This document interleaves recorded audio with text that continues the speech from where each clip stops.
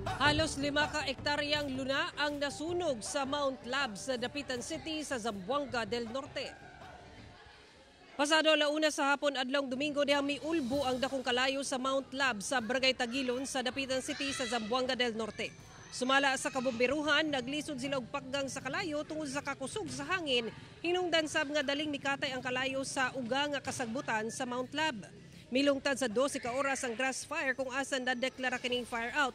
Pasado alauna na sa kadlawon kaganina. Halos 5 ka ektaryang luna ang gilamoy sa kalayo. Ang Mount Lab usa ka tourist destination ug scenic landmark sa Dakbayan nga kanunay ginasaka sa mga nag-hiking o trekking. Sa karon ginaimbestigahan pa sa kabomberuhan ang tinubdan sa sunog o kung doon na ba'y nagsunog og mga basura sa palibot. Hinuon walay natalang nasamdan sa maong insidente. Magay mga hobbies nga mag-trekking, dili ta magbiya o mga upos, no?